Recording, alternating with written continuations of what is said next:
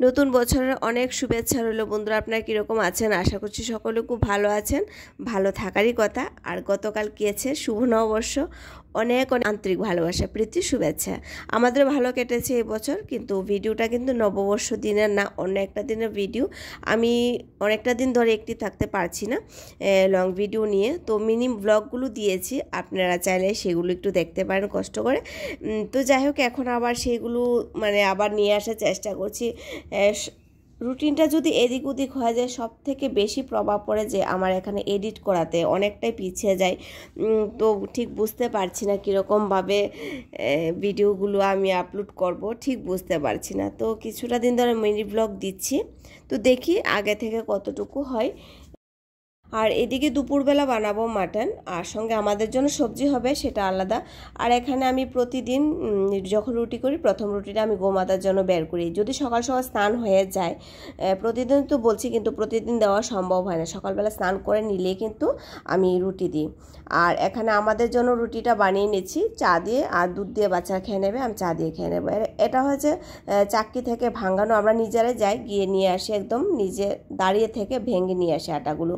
এইগুলো দুপুরের জন্য রেডি করে রাখলাম। এখানে দুধটা ফেটে গিয়েছিল কতদিন, তো এটা পনির মতো বানিয়ে সয়াবিন দিয়ে করব। দেখি রেসিপিটা কীরকম হয়, যদি ভালো লাগে আপনাদের সঙ্গে অবশ্যই রেসিপিটা শেয়ার করব। আগে নিজে ট্রাই করে নিই। এখানে আছে মাটন, হাজব্যান্ডের জন্য বাকি মশলাপাতি মোটামুটি একই সঙ্গে রেডি করে নিয়েছি। আর আদরক, লহসুন, টমেটোগুলো অনেকটা খারাপ হয়ে গিয়েছে, এখন দুপুরে রান্নাটা বসাই। কিছুদিন আগে দিল্লি গিয়েছিলাম, আমাদের আগের কোয়ার্টারে। আমার শাশুড়ি মা, তারপর শ্বশুর এসেছিলেন, ওনাদেরকে নিয়ে গিয়েছিলাম আমাদের আগের কোয়ার্টারে ঘুরতে। তো সেখানে আমরা আগে একটা ত্রিপুরা থেকে আসার সময় লেবু গাছ এনেছিলাম, সেটা লাগিয়ে বেশ বড় হয়ে গেছে এখন। তো আসার সময় মা কী করেছে, কিছু পাতা আমাদেরকে তুলে দিয়ে গেছেন। মাথা তো চলে গেছে, কিন্তু আমি ফ্রিজে রেখে দিয়েছি এগুলো। তো বেশ ভালো লেগেছে, প্রথমবার ট্রাই করলাম লেবু পাতা দিয়ে। আর এখানে দুধটা ফেটে একদম ছানা হয়ে গেছিলো, একদম ঝরঝরা হয়ে গেছিলো। তো সেগুলো আর পনিরের মতো বানাইনি, আমি এমনিতেই বানিয়েছি সয়াবিন দিয়ে, জাস্ট অসাধারণ হয়েছিল। আর মাটনেও কিন্তু আমি লেবু পাতা দিয়ে বানিয়েছি, যেহেতু আমাদের এখানে আমাদের ত্রিপুরা লেবুটা পাওয়া যায় না, আর যে লেবুগুলো পাওয়া যায় সেগুলো মাংস দিয়ে এতটা জমে না। তো সেই জন্য পাতা দিয়ে বানালাম। মনে হয় ঘরের মধ্যে শ্বশুরবাড়িতে গেলে যে খুশবুটা বেরোয়, আগে যখন খেয়েছি সেম খুশবুই ছিল খাওয়ার পাতে।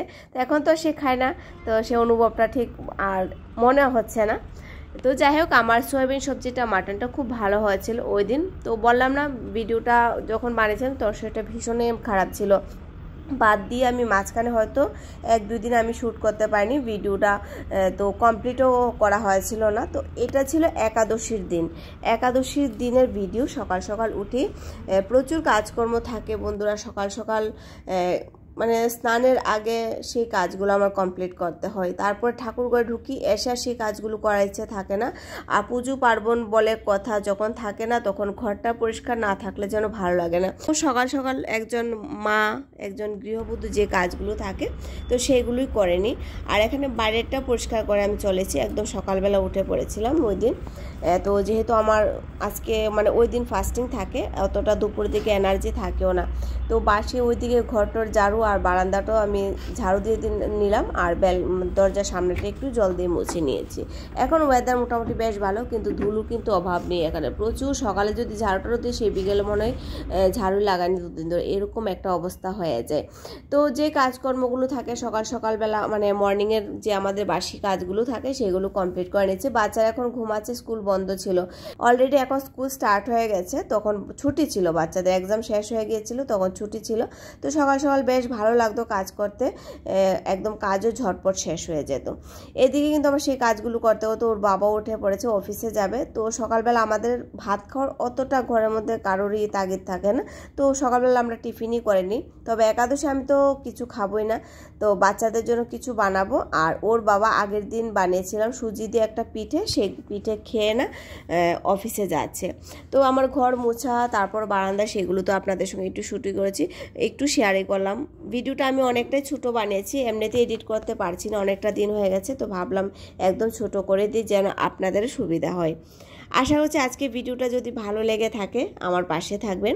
তো স্নান আদি সেরে ঘরে কাজকর্ম রান্না বান্না সমস্ত কিছু কমপ্লিট করে এসেছি। এখানে আমি পুজোর ঘরে ঢুকলে অনেকটাই ওই দিন লাগে, প্রায় 2 থেকে 2.5 ঘন্টা লেগে যায়। সেই জন্য আগে সে কাজগুলো কমপ্লিট করে নিই, ঘরের কাজগুলো কমপ্লিট করে নিই, যেন মন্দিরে আসলে ডাকাডাকি পেছন দিকে না থাকে।